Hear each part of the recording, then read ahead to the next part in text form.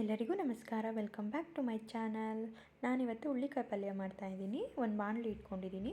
ಬಾಣಲಿಗೆ ಒಂದು 3 ಸ್ಪೂನಷ್ಟು ಎಣ್ಣೆ, ಸಾಸಿವೆ ಒಂದು ಅರ್ಧ ಸ್ಪೂನಷ್ಟು ಹಾಕ್ಕೊತಾ ಇದ್ದೀನಿ. ಕಡಲೆಬೇಳೆ ಒಂದು 2 ಸ್ಪೂನಷ್ಟು, ಉದ್ದಿನಬೇಳೆ 1 ಸ್ಪೂನಷ್ಟು ಹಾಕ್ಕೊಂಡು ಎಲ್ಲ ಫ್ರೈ ಮಾಡ್ಕೊತಿದ್ದೀನಿ. 2 ಹಚ್ಕೊಂಡಿರೋ ಅಂತಹ ಈರುಳ್ಳಿ ಹಾಕ್ತಾಯಿದ್ದೀನಿ. ಮತ್ತು ಒಣಮೆಣಸಿನ್ಕಾಯಿ ಒಂದು 3 ಹಾಕ್ಕೊತಾ ಇದ್ದೀನಿ ಕಟ್ ಮಾಡ್ಕೊಂಡು. ಕರಿಬೇವು ಹಾಕ್ಕೊಂಡು ಎಲ್ಲ ಫ್ರೈ ಮಾಡ್ಕೊತಾ ಇದ್ದೀನಿ.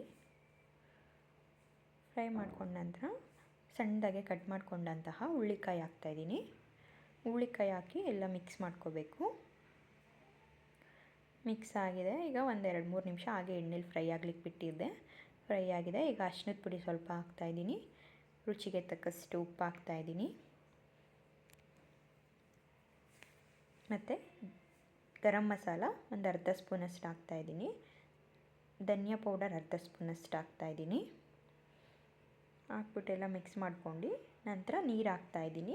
ನೀರು ಬೇಯಲಿಕ್ಕೆ ಎಷ್ಟು ಬೇಕೋ ಅಷ್ಟು ನೋಡ್ಕೊಂಡು ಹಾಕ್ಕೋಬೇಕು. ನೀರು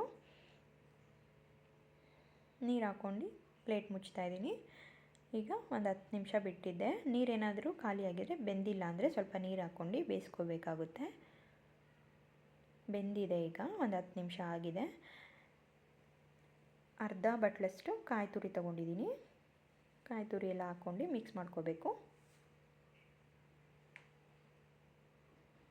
ಲಾಸ್ಟಲ್ಲಿ ಕೊತ್ತಂಬರಿ ಸೊಪ್ಪನ್ನ ಸಣ್ಣದಾಗಿ ಹಚ್ಕೊಂಡು ಹಾಕ್ಕೊತಾ ಇದ್ದೀನಿ.